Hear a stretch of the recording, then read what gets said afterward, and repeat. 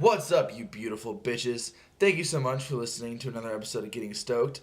It's been a while since I put one out, and I apologize for that if you follow these regularly. Been off, took some time, did a lot of working and touring and music stuff, but this podcast has been waiting in the wings for quite a while, so I feel bad for Gil, the guest, for kind of fucking him on this one. But I had a great time. I really enjoyed this podcast. We talked a lot about a lot of different things. Noteworthy being touring, and he gave me some great tips on things like that. We talked about his life in music and his bands like Combat Medic and Ghost in the Willow, his new project that he's pushing right now. Really great dude, really fun, really kind of warm and laid back. I had a really great time. So yeah, man, check it out. Have a good time. Get stoked.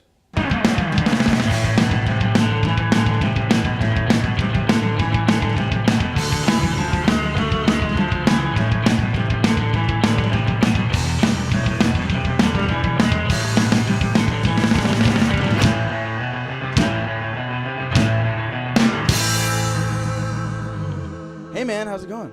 I caught you right in the middle of the wine drink. It's okay. Everyone always catches me on a first, second, or in this case, probably my eighth sip. Dude, thank you so much for coming over. I'm really happy that you approached me about this. I'm super into the new music that I've heard so far. Oh, good. Well, thank you very much for having me, and I'm excited to do this. Yeah, and so I don't know a whole lot about you, so I'm really excited to just go through it. Tell me everything that you possibly can or want to tell me about. Because in a weird kind of way, I guess I don't even know that much about me. So I guess it'll be a little bit of a self-discovery as we go along. Yeah, right? There we go. We're gonna figure some shit out. By the end of the day, you're gonna be like, oh no, what am I either what am I supposed to do with my life now, or oh man, this is gonna be great. It might even be cheaper than therapy. Who knows? Right? Yeah, I mean, I don't have a leather couch, but if I did, I would put you on it, and we can hang on the futon later on the futon. If you I don't want. know. This futon looks pretty good, as it Yeah. say. I've slept on many a futon, and this ranks up there with the best of them. I would say. Many a futon is the new punk band that I'm. Many a futon. Hey, why not, right? All right. So one of the things that I want to talk about first, because it's on the top of my mind right now, is I want to hear about why Ghost in the Willow became the project that you're working on right now, and all the influences that went into that. Okay. Ghost in the Willow came about a little bit abstractly. I've been in and out of bands for probably over 10 years, and I played in a punk rock band called the Combat Medic, and but I always had these extra songs that didn't quite fit that mold, I guess, and they kept building up and accumulating, and so I recorded a little small 3-song EP that's out now it's on Bandcamp, and I did that with a guy, Derek Fish, who did the Combat Medic's first EP, and I had no real agenda to it. I don't even think I really had the name yet. I just had these songs I wanted to just get out and do something with, because they had hooks to it, like the song Swings at Your Hips. It was catchy enough even for me to kind of notice that, and so I booked some time with him and had my drummer from Combat Medic, Sean. He came in to play drums on the spot. I didn't have any demos. He just kind of showed up with part of his kit. And I was like, hey, the tempo's like this. It kind of goes like that. What do you think? He's like, okay, give me a sec. And he came up with a little beat. And then I built that. And I brought my buddy Chris from the Edisons in. And he played bass on that. And I had known Chris for years. And we just kind of did it, and then by the time it was done, I was like, okay, well, I'll sit on this for a little while. A friend of mine, Sierra, she sang on a track on it's an acoustic track on the end of the record, and it went really well. And then I slowly but surely wanted to put it out, because I thought these were some really good songs that I wanted to get out of my closet, so to speak. What was the first one that I guess the first song that you wrote that's going to be included in this project? That would have been Swings at Your Hips, definitely. And then my favorite one too. Oh, thank you. And then the last track, Hello Duck, I had for a few years. That was based on a personal experience that I had with a girlfriend at the time, and I wrote the bridge from a female point of view, and I needed a female singer on it, so I got that, and that came out really, really well.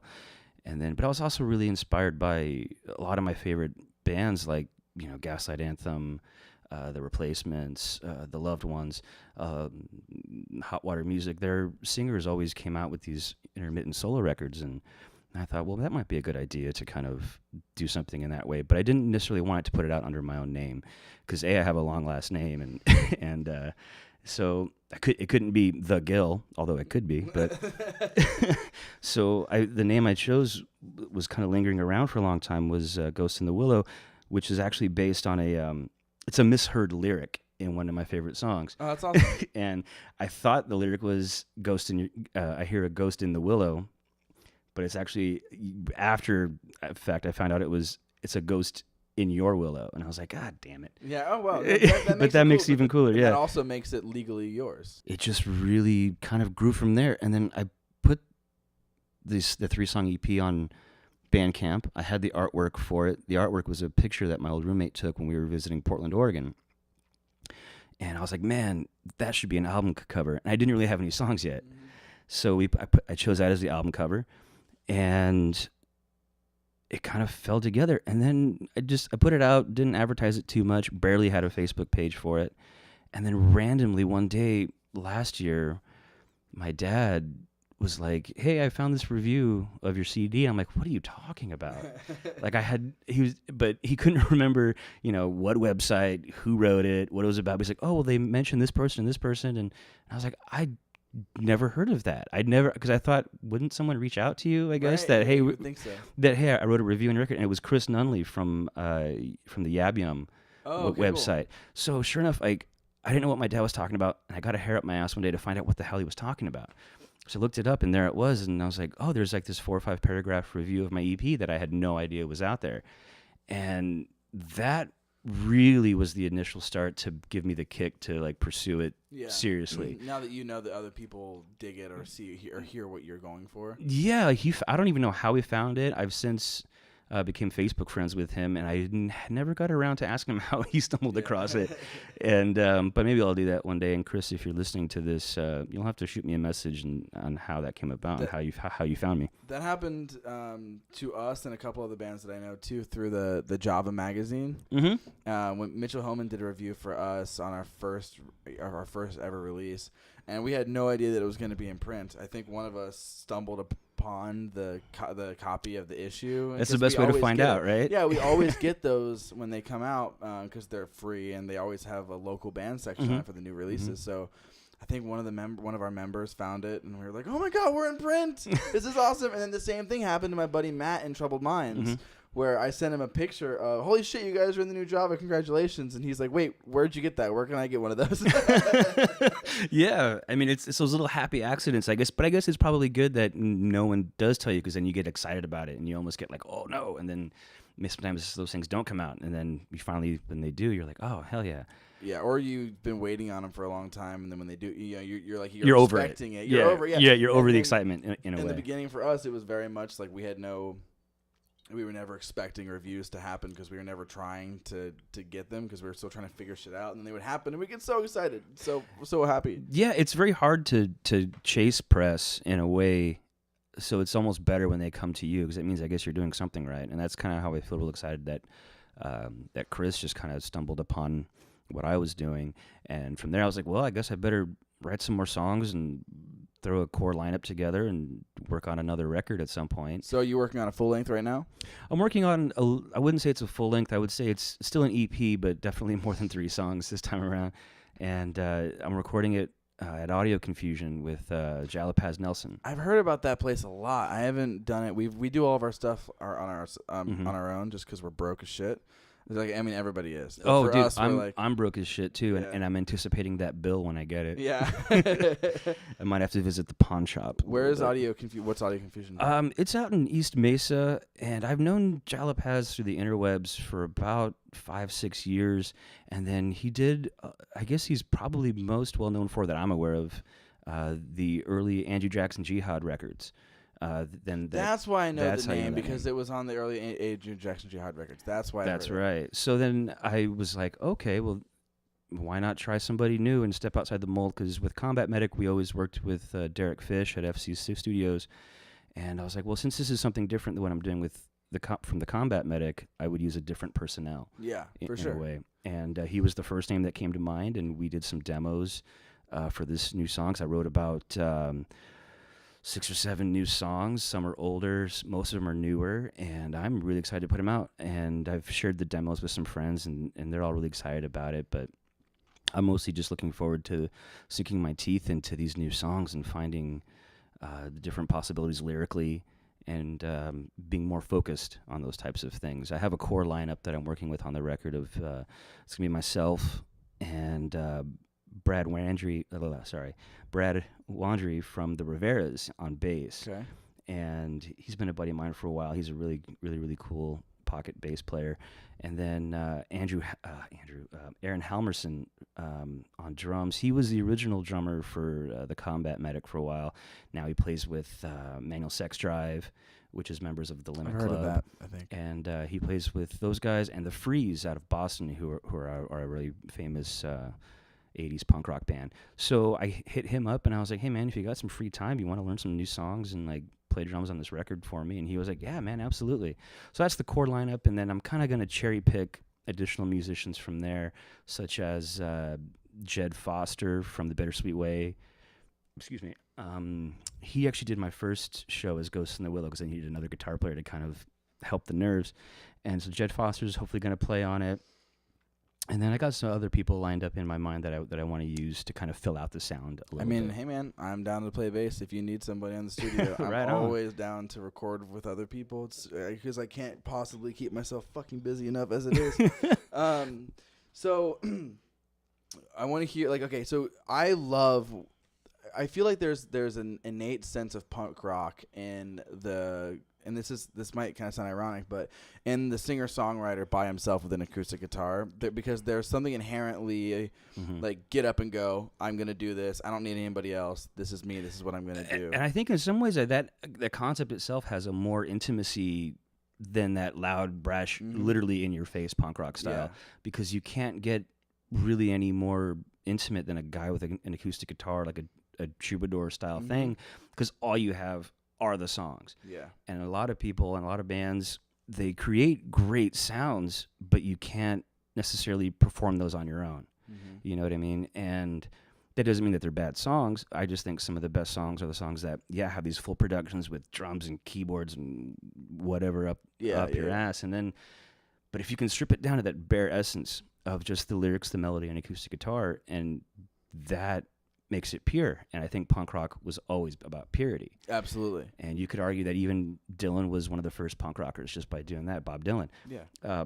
I think Buddy Holly is probably the first punk rocker in a way with those driving beats in the 50s. He got me... doing whatever the fuck he wants. Did whatever the fuck he wanted to do. I mean, the guy revolutionized how to record, how to play guitar, like how to do all those things, and all by the time he was 22, and we're still talking about him now. Yeah, exactly. 70 some odd years later, right? Yeah, it's absolutely is. I remember one of my favorite describers of what punk is, because I hate the stupid internet conversations about what punk is, and I remember Noodles from Offspring one time saying that there's nothing more punk than not being punk at all. Absolutely, that's true. Totally That's very true. I would agree with that. I would say one of my big heroes is Joe Strummer from the Clash, and he had a quote that was very, punk rock meant having exemplary manners to your fellow human being at all times. I like that. And it is freedom. It is complete to do anything you wanted. Because I remember the first Clash record I bought was London Calling, and knowing about the Clash, just as an image and as an ethos, I was really excited to hear what this band, The Clash, sounded like. And I bought London Calling when I was way young, not knowing anything about him, and I heard it, and I was like, "This isn't punk rock." See, I think that album I would have liked a lot more when I was younger had it have been sold to me differently. I think so, and I think that was their point at the time, was just very much, it can be anything that we want to be. It didn't have to be the Sex Pistols or the Ramones. And I always tell people, the Pistols established the look of punk. The Ramones gave it the sound, and then the Clash gave it the heart and soul. Yeah, that's really cool. And clothes fade, music can get old, but heart and soul doesn't really go anywhere. And that's why I think the Clash in many ways, have more of a legacy and more of a canon in their back, as opposed to some of those other bands. I think, because it's immediately relatable, and it's you can put it on. in their 5 or 6 records, you hear every genre within that, and I think that's amazing for a band to encapsulate so many different genres in one thing. Yeah, totally. And like to bring it back to just being a singer-songwriter and doing it yourself, it always reminds me of, there's this line by Frank Turner, who's one of my all-time favorite musicians, people, existence, and I love him more than anything. I like Frank Turner a lot. I just found out about him maybe about 5 years ago He's with my that favorite. with that song I Still Believe. I Still Believe. That was yeah. the first song I heard, and I was like, God damn it, that's a fucking toe tapper if I ever heard one. I just saw him and got to hang out with him at the Live Wire. Oh not yeah, too yeah. long ago, and that was fucking. He like seriously hung out with us for 30 minutes, just me and my girlfriend. We waited at the back of the line. And that's very punk rock too. Yeah, we waited in the back of the line, and he just told us stories, and they had a great time. He doesn't need to do that. He just fucking like sold out the Live Wire, you know. But really great dude, and he has this line in this song called "Live Fast, Die Old," and the line is I think it's like, punk rock's not about waiting for the light to go green. And I always kind of like that. Like, no, just do it. Fucking do it. You have to do it now. Otherwise, it's not going to happen. That's true. You can't as always Henry Rollins said, do it. Yeah, because you can't put things off. I mean, I'm a little bit older now, and I felt like I always put things off. And that's why I want to hit the ground running with this Ghost in the Willow thing, is just to kind of, I don't feel like I have the luxury of time. And maybe that's a psychological thing, but I don't really feel like I have the luxury of time. Especially when music today is very much based on, you know, your look, and there's a youth aesthetic that's attached to it. I mean, I'm still relatively young, but I'm not getting any younger. Yeah, absolutely. So I want to hit it as hard as I can, and write as many good songs as I can, and try to be relatable to people beyond just, you know, baby, ooh, I love you type stuff. And one of the things about your music, and Ghost in the Willow in particular, and it was there in Combat Manic as well, but one of the things that, because I'm right now, I'm also embarking on my own like solo shit just for fun, and I'm still in the writing process. I haven't released anything or created anything in a band page or anything like that yet. But one of the things that you have on your side that I wish I did was a fucking killer raspy voice, because that's so. Like, it's so, I feel like it's really necessary. I mean, it's not everybody has their own sound, but at the same time, and my girlfriend is kind of in this project with me, and she's always just like, can you like try to get that like gravel voice thing going? And I was like, I'm sorry, I'm trying. If it makes you feel any better, I wish I could get that higher, cleaner voice in a way, because I find myself trying to sing along to my favorite songs, and I'm like, fuck, I can't hit those high notes, or I can't sound that clean. One thing I've noticed when I was doing demos for this next record is how pitchy I can be, which is your voice kind of fluctuates, because how you hear it in your head is not how it's going to sound out of speakers. It's going to sound more naked and more audible. And I didn't really realize that beforehand. So now I'm really trying to focus on how I sing, and to keep that groveliness and certain phrasings and things like that, and kind of harness it. I mean, the last thing you want to do is imitate somebody, but you also want to keep your own voice and your own sound. And I think a buddy of mine a long time ago told me that, like, you know, you sound like you're gargling nails with whiskey. And I was like, no, that's Tom Waits, man. Yeah, that's what I'm saying. That's the whole thing about Tom Waits. I'm trying to be somewhere like not quite as baritone as Eddie Vedder, but yet not quite as high pitched as some other things that are out there. I mean, but it's gonna, at the end of the day, it's still gonna sound like you, and it's still gonna sound like me, and it's still gonna sound how we want it to sound.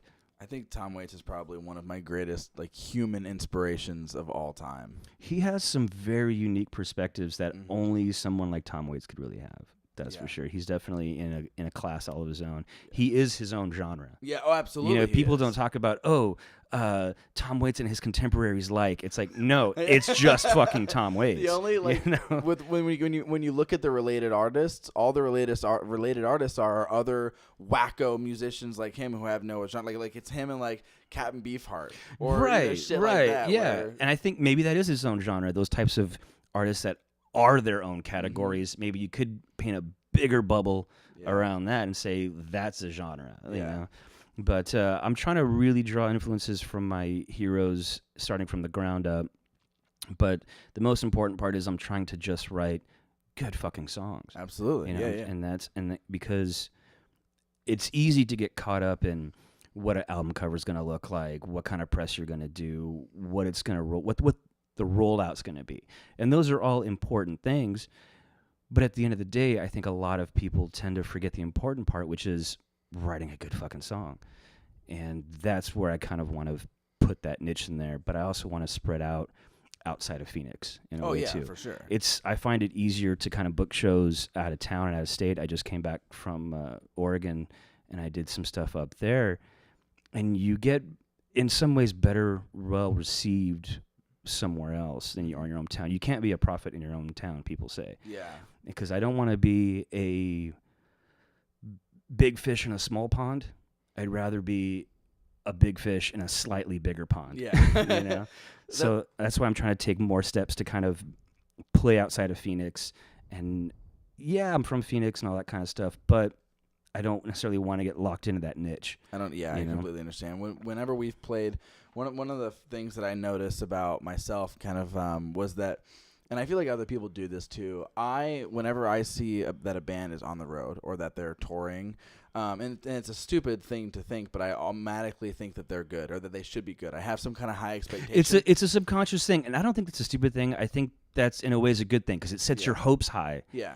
And if they fall short, it's still not your fault. Yeah, and the thing is, like, I feel like it does two things. It makes some audience members want to like you more than maybe some people if you're just playing a local show and everybody. Yeah, because they feel like they could probably catch you on any other weekend or any other show. Or like, oh, I'll catch them next time. That age-old story of your friends always like, oh, I'll catch the next one. Well, the important part is just to maybe think of, well, maybe there won't be a next one for a long time. So, but it also, and with me, I always want to be pushed to try really hard. Mm-hmm. I always have something I need to prove to myself, and I feel like going out of town gives me that where I'm like, okay, none of these people know who I am.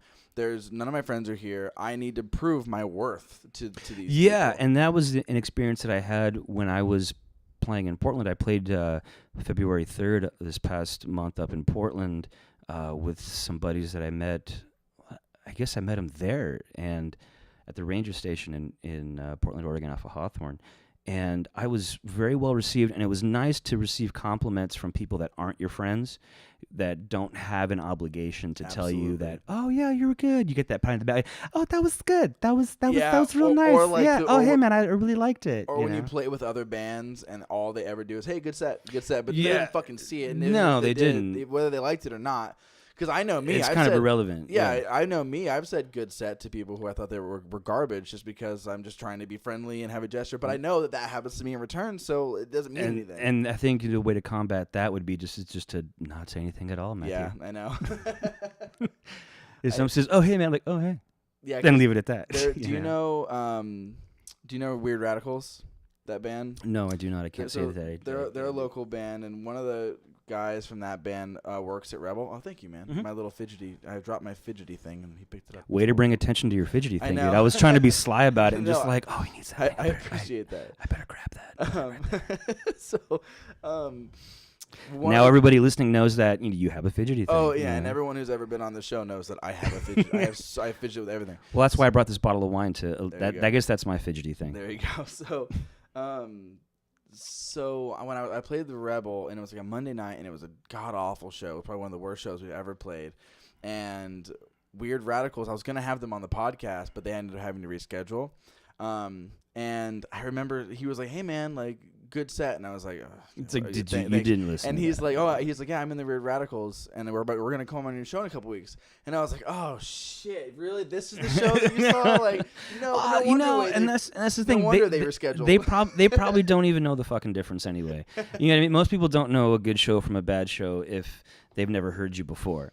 You could always play it off like, "Oh, that was on purpose" or whatever. But most people, I really don't think we know the difference, because we beat each other up as musicians because you're like, oh, I missed a note, or oh, I came in late, or that bass fill wasn't there, or the drummer missed a fill, or the guitarist missed a lick. Unless they religiously studied your music, they're not going to know the fucking difference anyway. But it's really nice because my girlfriend is brutal, and she's a huge fan. It's important to have that. Yeah, every single time I play a show and I come down, Like I remember at that show at the Rebel, I came down and she's like, "So how do you think it was?" That's the universal girlfriend line for like, I thought you sucked. Yeah. How do you feel about you sucking so hard? And I was like, "Oh, it was so bad." She's like, "Yeah, I like almost left like halfway through," and I was like, "But I need that." Like, I mean, it's like there's some people who I know and that I'm close with who they don't like that. They don't. That's not their style of receiving criticism. Mm-hmm. But with me, it totally is. Like, I just need you to tell me I suck. There's no such thing as, what is it they say? There's no such thing as bad review or bad feedback or bad. There's a word for that. Bad I'm missing press. it. Bad press. Yeah, there's no such Bad thing as publicity. that. Bad publicity. Yeah. Yeah. Thank you. There's no such thing as that because you're getting publicity one way or the other, and I think people latch onto the bad publicity more than they will the good stuff, and Made a person out of it. absolutely, absolutely, and it's important to take all those things and kind of ball it up and push yourself to do better the next time. I mean, I'm from playing all these solo shows, I'm learning that holy shit, I don't have a band to hide behind. I don't have the volume, and that's one thing that I kind of subconsciously get by on when I'm in the Combat Medic, because we are a loud 3-piece punk rock band. The drums are going, the bass is throbbing. My bassist uses a fucking overdrive pedal to really fill it out, and it sounds great. It's really thick, and you're yelling at the top of your fucking lungs. You can't hear yourself in the goddamn monitor, but you don't care because it's fucking rock and roll, right? And then when you're up there with an acoustic guitar, all of a sudden you can hear everything, and you can hear how much your voice sucks. You can hear every bum note on your acoustic, and in some ways, I welcome that a lot. I'm really excited about that, doing that when I play live by myself. Eventually, I'd like to have a band that I play more often with. For example, when I do this record release that's going to come out soon eventually, well, I guess I should start to record the record first.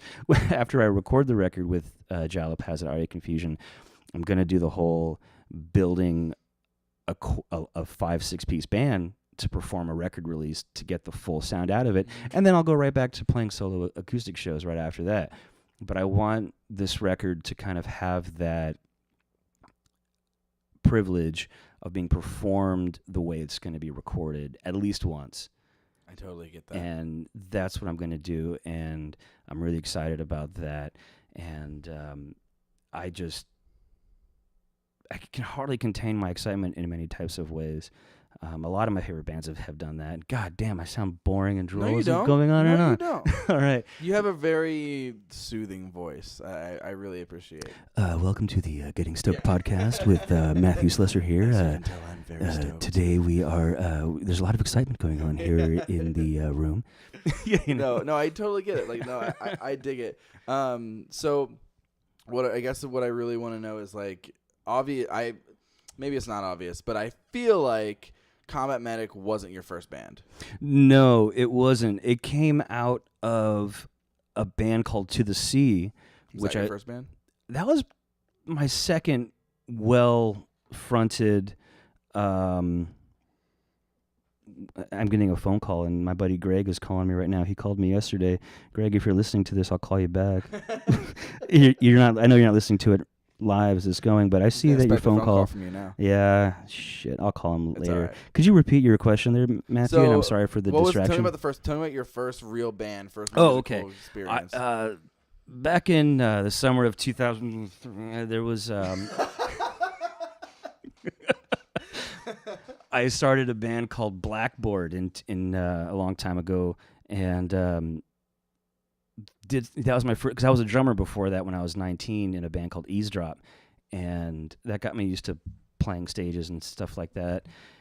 And then when that broke up, I started another trio called Blackboard. We did a couple shows, didn't quite work out. When you're young, you don't really know what the hell you're doing. And then I started hanging out with my buddies in New York Homecoming, and just kind of as like a bit of a helper. And then that fizzled out. And then I started a band called To The Sea with my buddy Matt on drums and my buddy Stanko on bass, also a trio. Again, I didn't really have a vision for it, but at that time it was very influenced by Placebo and The Clash at the same time. And I love Placebo. And if you can imagine like trying to mix Placebo and The Clash, it's a little tricky. But I had high ambitions at the time.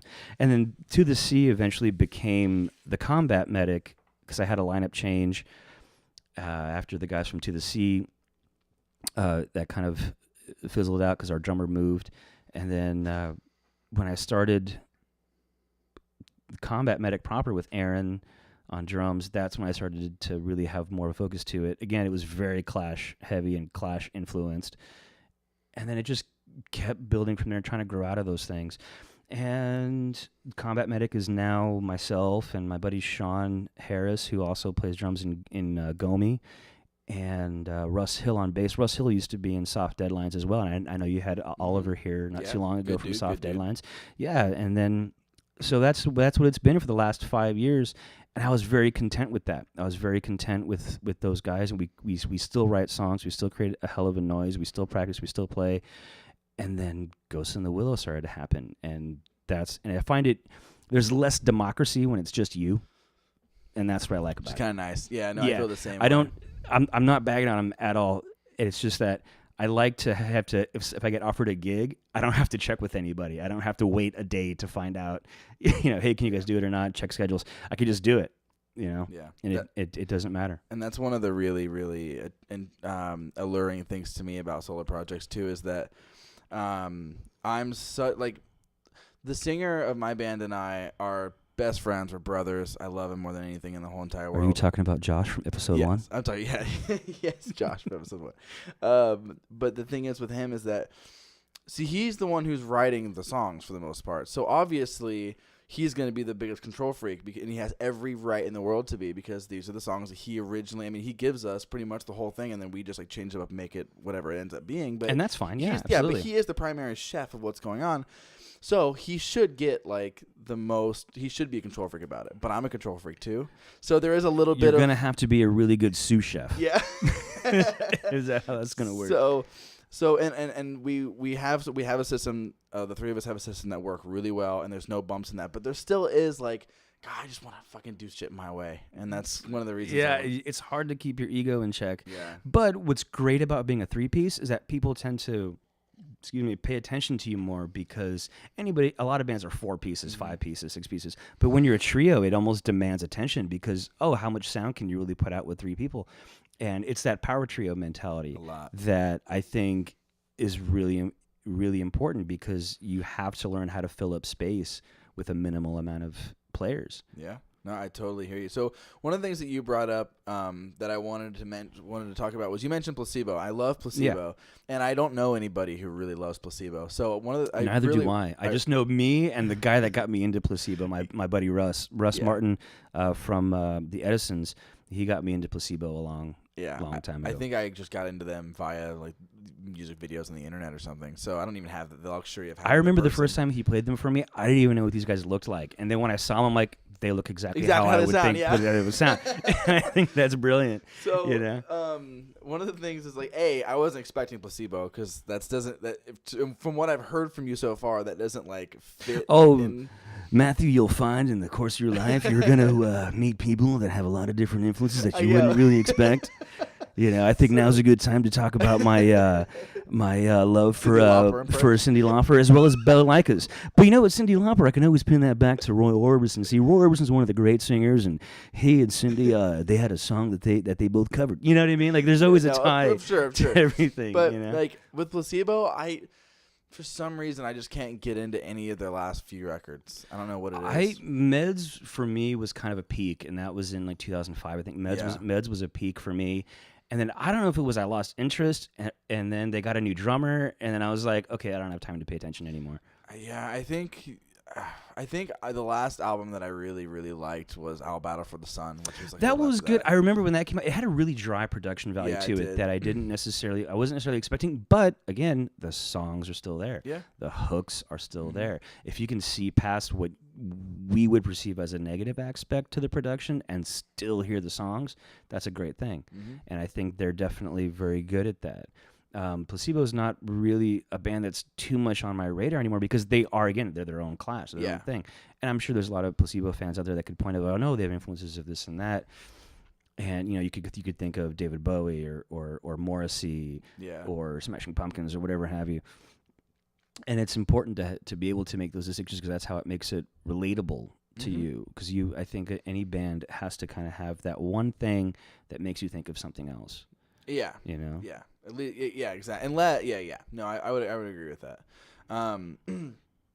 So let's see. What did I want to fucking talk about? Okay. So, when did you decide, or not decide, but really understand that being a musician was what you really wanted to do above like everything else?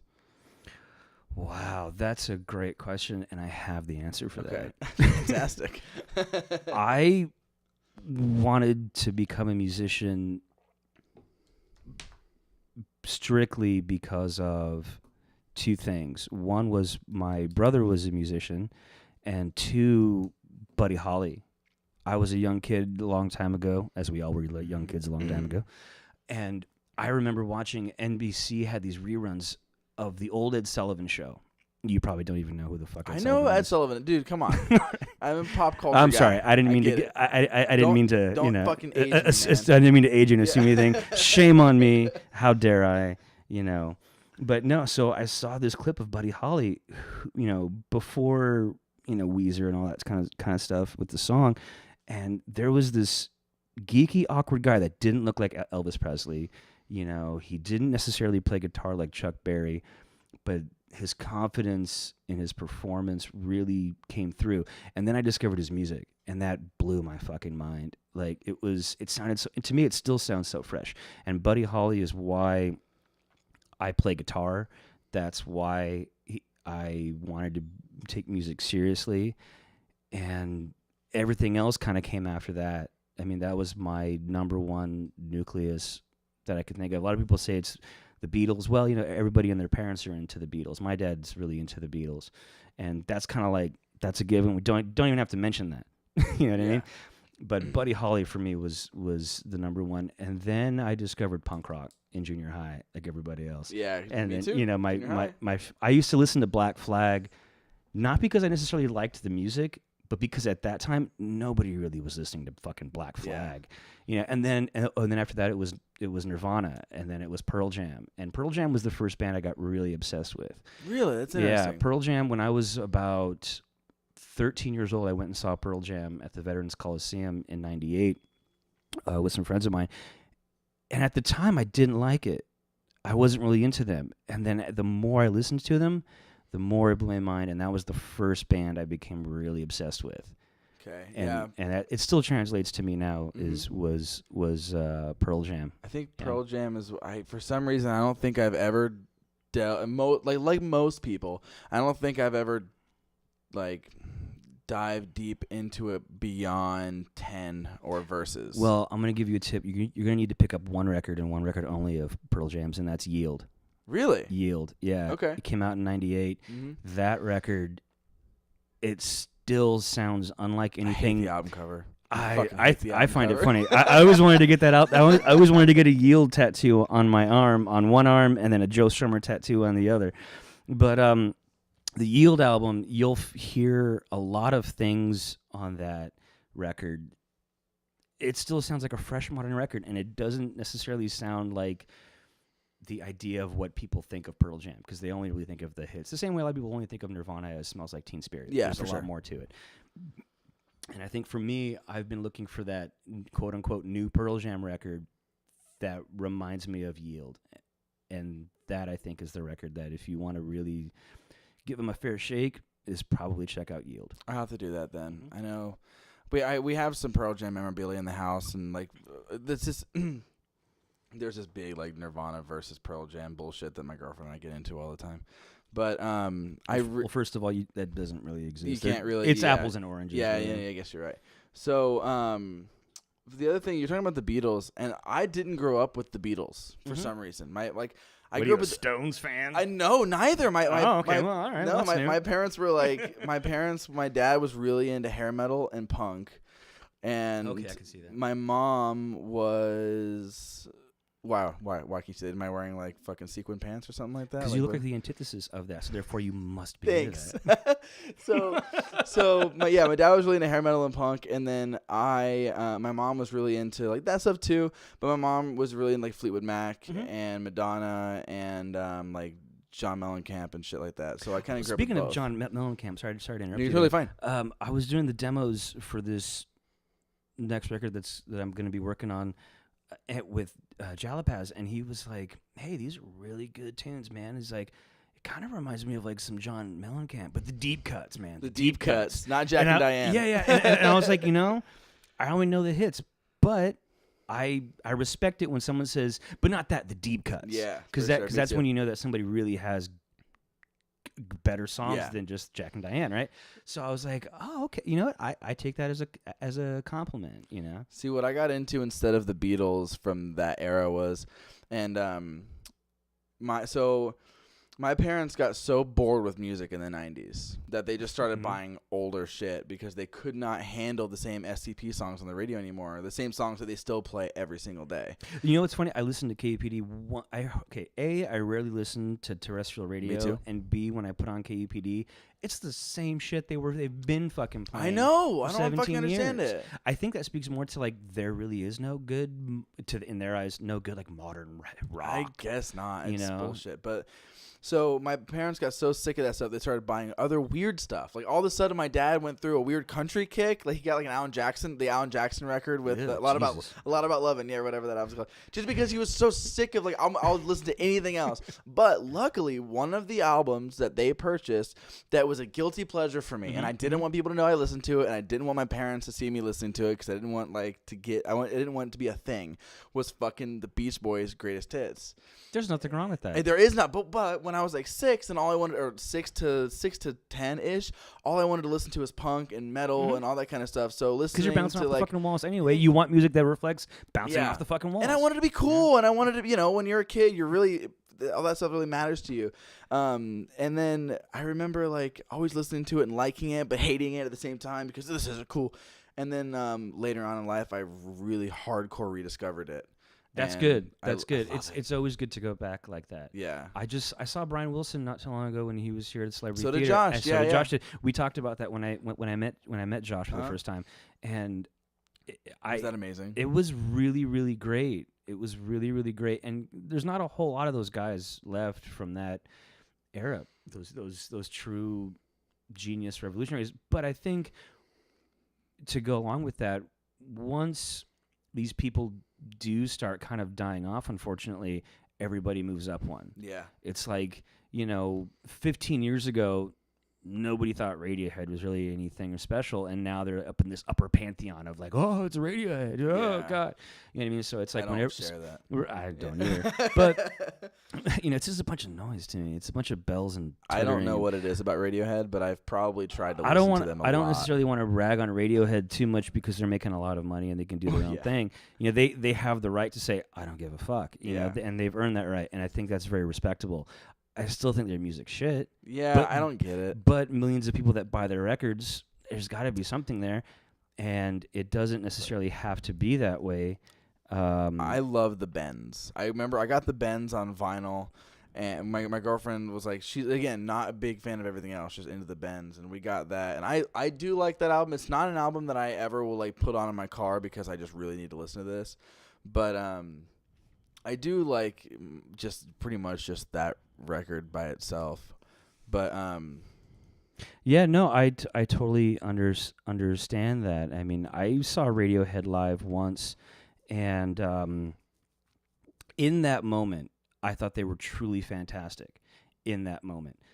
And then when I kind of came to afterwards, I went and bought some of their records, and I didn't have that same experience that I saw live. So I was like, okay, they're a phenomenal live band, and it's not necessarily something that's going to be relatable to me. Beyond that, I'd probably still go see them live to see if it still kicks in like any other drug. Yeah. You know what I mean? But I didn't find it to be that quite relatable to me anyway, to me personally. Yeah, no, I totally get it. So to relate to you more, what was the first instrument that you picked up? It was guitar. It was the first thing. It was the first thing. I used to see my older brother playing guitar. My older brother Maurice, he had a guitar around. We grew up separately, but when he'd come to visit, he always had a guitar with him. And of course, like any little kid, you always want to be doing what your big brother does. Of right? course, absolutely. You know, and that's what made me want to be curious about it. That combined with Buddy Holly, those were the two big things. Yeah. That's awesome. I mean, did you end up playing anything else down the line, or was it just I that? dabbled in drums, like I mentioned earlier. Because I got really into Dave Grohl, you know, and everybody does. And I'm like Dave Grohl is probably the last real true rock star in my mind, and I wanted to be Dave Grohl so bad. And a lot of my friends that were in like pop bands and that I played with, they're just like, you hit too hard. And I'm like, what's what fucking Dave Grohl does? What you talking about?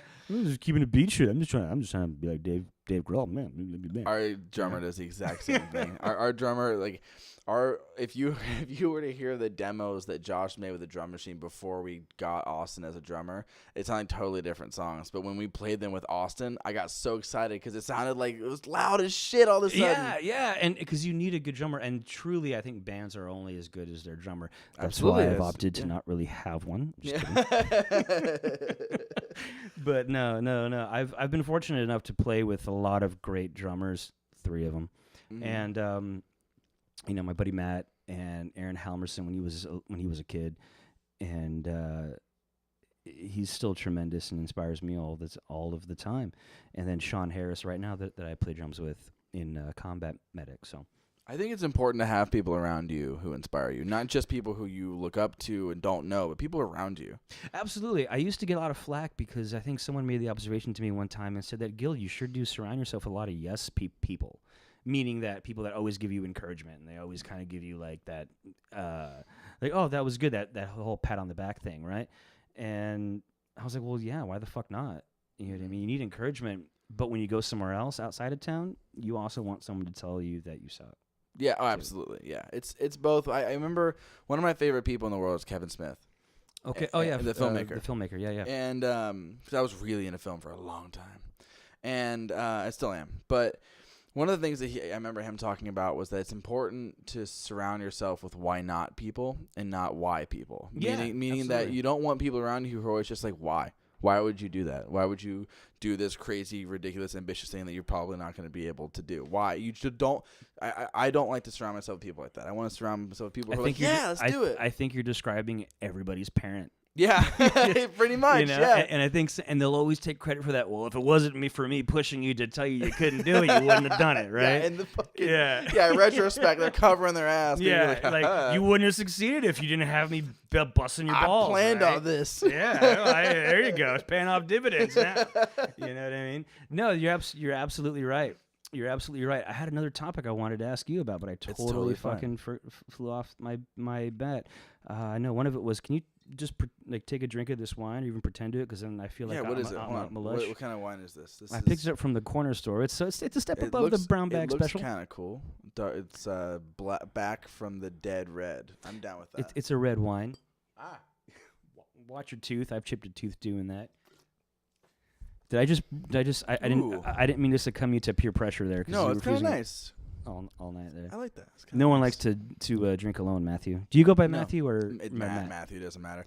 It's one of those. It totally doesn't matter to me. Okay, is it Slusser or Slusser? Slusser. Yep. Slusser. Good job. Thank you. Slusser sounds cooler, but we'll go with Slusser. Does it? I don't like Slusser. I feel like Slusser sounds. It sounds like you need your own. It sounds like you need your own brand of margarita. Yeah, I don't. Yeah, I don't like either of them. Like really a whole lot. But with Matthew, like I always write Matthew on stuff, but I don't really care what people say. But there was this period of time where I was working for a kind of a call center to just to leave exactly what it was, the long story of what it was out. Worked at a call center for a long time, and I remember I would tell people at the beginning of the show, the beginning of the fucking call, I'm Matthew, right? And then by the end of like the minute and a half call, they're like, all right, thanks, Matt. And I'm like, okay, I don't know if we've established this kind of camaraderie yet. Like I gave you, but it's one of those things I'll never be able to. For a long time, I wanted people to call me Matthew, but it never worked. I've never had a single person who actually knew me call me Matthew, so I just gave up. And that just goes to show you, like people who don't even know me immediately just call me Matt. So I'm like, all right, fuck it, that's who I am. Like, I don't care. It is what it is. Let me ask you a question, Matthew. Yeah.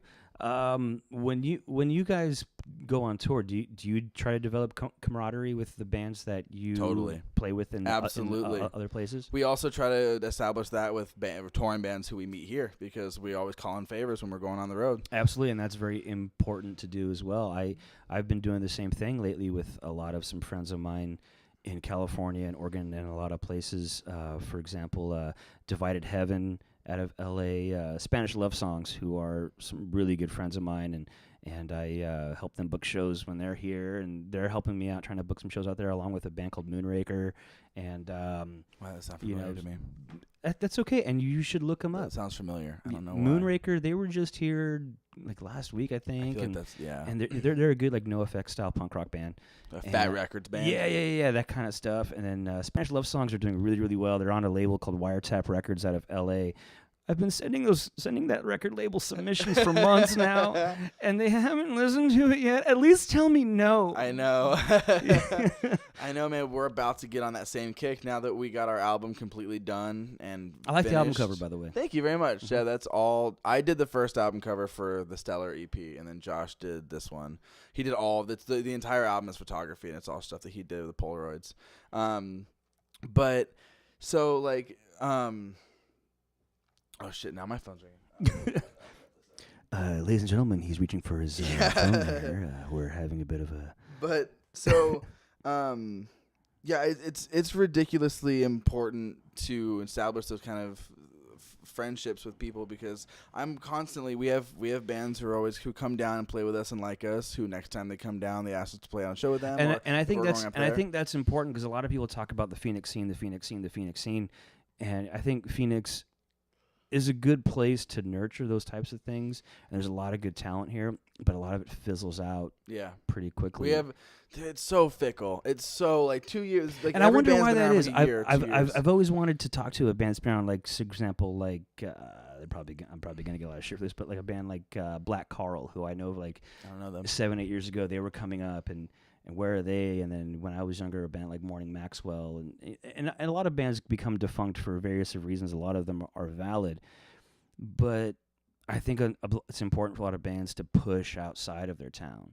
I mean, I think that's very fundamentally important, because there's, for every band that you're into, there's another band that sounds like Black Crowes, and a lot of bands like that. And I think people just need to they can probably sell out a place like the Rogue, for example, right? Yeah.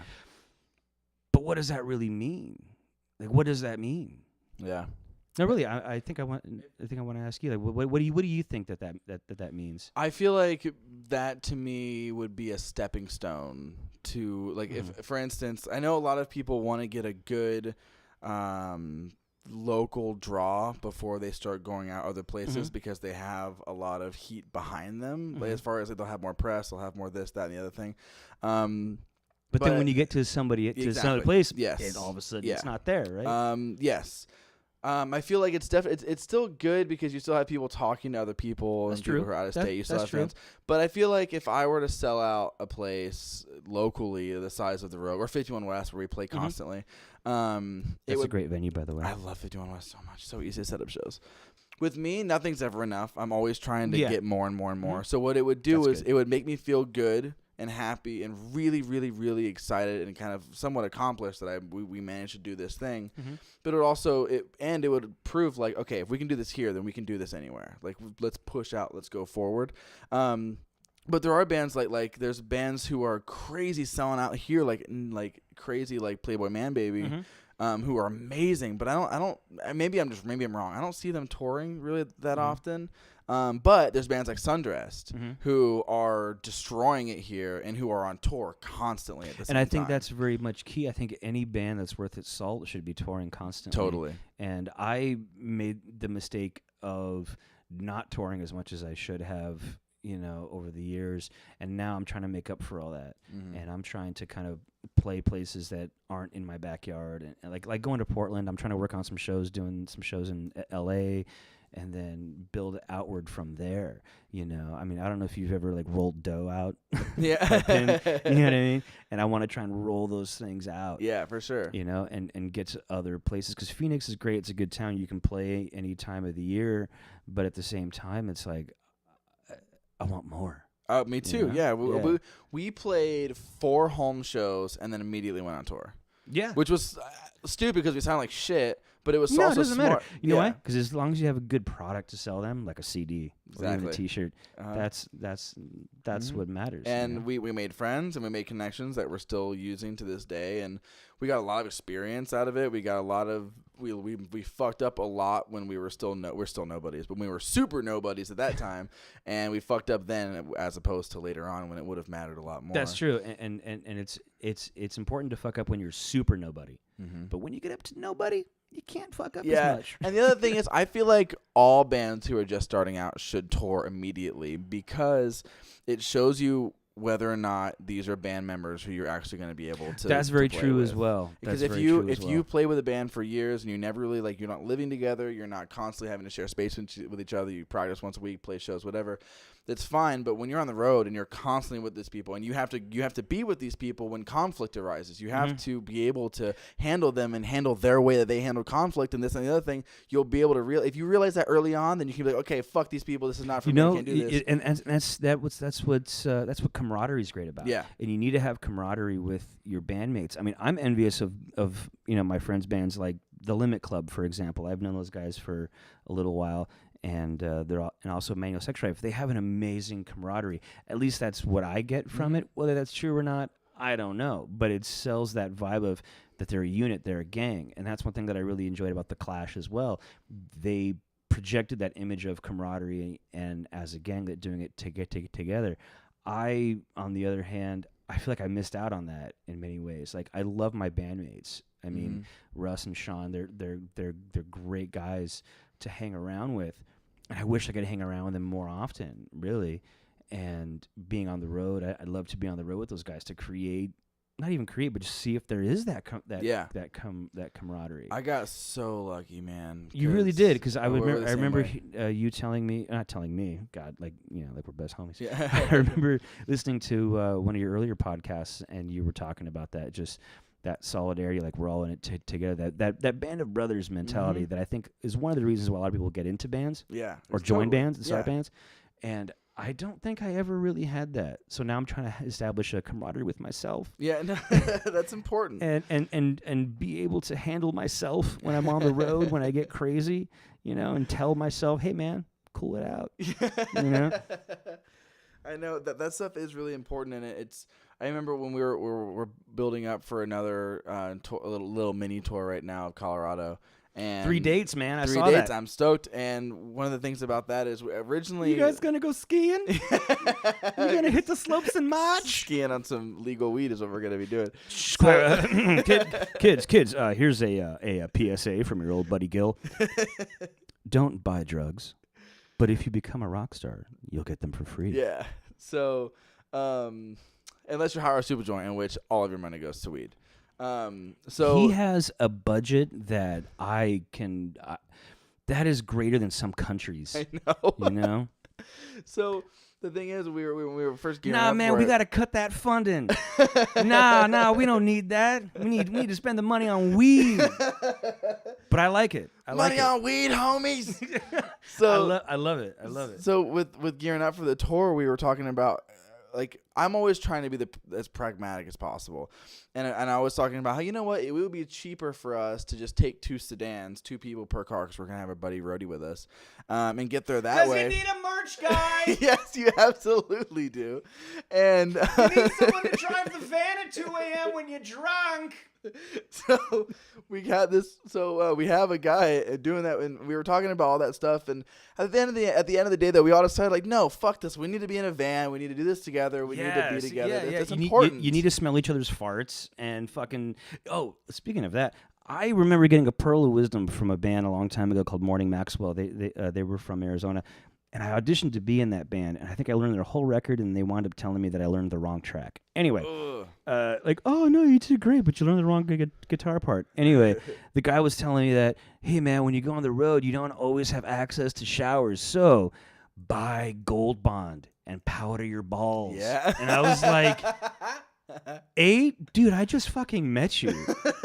And B, I still remember that 10 years later, and I'm like, that's fucking brilliant. Our drummer, Gold bond, our dude. drummer, our singer, Josh, his dad gave us a bit of wisdom on tour to always bring wet wipes. He said, bring wet wipes. You always need a clean ass. That's true. You know, that's sage advice right there. But yeah, no, that's just really important. I remember somehow on the first tour we always had hotels. We budgeted for hotels. We're not doing that anymore. Now we're actually renting like a big passenger van, and we're just gonna like sleep in there and we'll save all that money. But I don't know. I'm gonna tell you a little tip, my friend. I got this tip from my buddy Brian McPherson. I did a show with him back in November. Brian McPherson, he's a good dude. He turned me on to some knowledge because he tours by himself constantly, all the fucking time. And I admire that road dog spirit because I want to be a road dog like that. He told me about Loves, you know, the little like gas station Loves. Yeah. You can buy fucking showers there. Really? Like trucker showers. That makes sense. I didn't know about that. And B, he's like, they're really fucking clean. It's like $12. You get a half hour, and you get a shower, a shitter, and a mirror so you can shave. And there's someone that mops it after you, so it's always clean. Oh, you have to worry about ringworm. Because that's what all those truckers, when they're on the trucks all the time, they need a place to I'm like, that is fucking brilliant. I never thought about that. And Brian, if you're listening, I'm sorry if I gave out like a total nugget of wisdom there. Sorry about that, but I'm just trying to help other people and other bands on the road. Because we had someone tell us, like, get a membership at LA Fitness. Like, I'm not going to spend I've heard that. I'm not going to spend money that too. I'm not going to spend that much money. But you know what? It's like if you're going to be sleeping in your van, at least be fucking clean when Absolutely. you're doing it, right? Totally. Especially if we're gone there for so long. Exactly. It's one thing to do it by yourself, but because you know everyone likes their own brand, yeah. But like if you're gonna be with a bunch of dudes, like dude, go check the fuck out Loves. That alone inspired me to like, yes, I can go on the road because now I don't necessarily need a hotel. I don't necessarily need a friend's couch per se. I just need a Loves bathroom to spend $12 to get a shower. That's absolutely what I'm going to do next time. We're definitely going to hit up some Loves. So next time you're on the road and you see a Loves, be like, I think I want to try out a shower. Plus, the other thing is that we play really, really hard, and we sweat a lot. I've seen your video. It looks sweaty. Yeah? Yeah, it is sweaty. You know, I follow you guys on Instagram. Yeah. What's the name of the Instagram handle again for you guys? It's at Phantom Party, but without the vowels. It's just Phantom Party. Whoa! You're gonna make people think. All right, kids. This is where you need a college education. You know what sucks? To know what how to find this band on Instagram. An ex-band member of ours set that handle up. And I guess that was just like the trendy thing, right? Like the no vowels thing. I can't stand it when bands do that. But and he did that, and he told us like, oh yeah, Phantom Party normally was taken. It wasn't taken, and now it is. Sounds like someone was lazy and couldn't spell their own fucking band name. Fuck, man. Is there anything else that we need to hit before we fucking? Well, I'm trying to think about that. Is there anything else that you need to get to the people? You need to get this information out there to your people. Your congregation need to know. Well, if you're listening to this, I really thank you very much. And please go ahead and like my Facebook page, Ghost in the Willow, as well as my band, The Combat Medic. And I'm on Instagram at Strummer Gil. I post a lot of fun stuff there. But mostly, I just want people to just be aware of what I'm doing and aware that I have a record out now that you can get on Bandcamp. It's a self-titled 3-song EP. You can get that. I am going to start working on a follow-up EP to that. That's as yet untitled with Jalapaz Nelson over at Audio Confusion. I'm going to work with some buddies on that. I'm going to hit the road. And you don't have to limit yourself to your own town. Find another city that you like and listen to those local bands, because that's almost more important, I think, in a way. Find the quote-unquote Phantom Parties of another town. Listen to Phantom Party, but go find another band like that. Absolutely. If you like that, find that somewhere else. If you like... For every band that you like in your own town, there's at least 2 of them in another city. And I want to give a special shout-out to my friends in Spanish Love Songs and my buddy Jeff in Divided Heaven, and my buddy David in Moonraker, and Chris in Moonraker, and hope to see you guys soon. and my brother's no longer with us, but I just want to tell him I love him very much. And he's probably bouncing off of Mars somewhere right now. Does this sound like an award speech? I feel like I'm giving an award speech, you know? Dude, Did I not win? Did I not win? Dude, thank you so much, man. The award went a bittersweet way because they're way better. Thank you for coming better. on the show. I really, really appreciate it, man. Thanks, Matthew. All right, well, thank you, everybody, for listening. There's going to be some more awesome episodes coming your way in the future. Have a great... I never know how to end this. So, have a great evening. Have a great day. Evening, whatever it is. Good afternoon, good evening, and good night. There you go. That works.